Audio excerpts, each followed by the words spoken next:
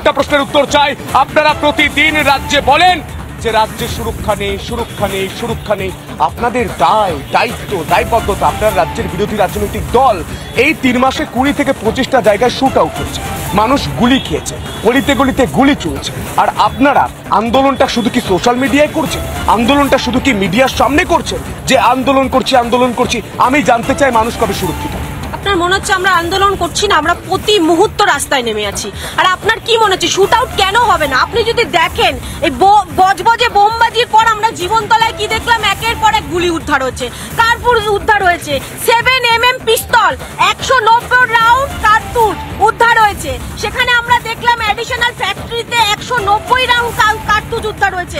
আপনি পুরো দক্ষিণ 24 পরগনা থেকে শুরু করে উত্তর 24 পরগনা যেখানে যাবেন একের পর এক অস্ত্র উদ্ধার হচ্ছে।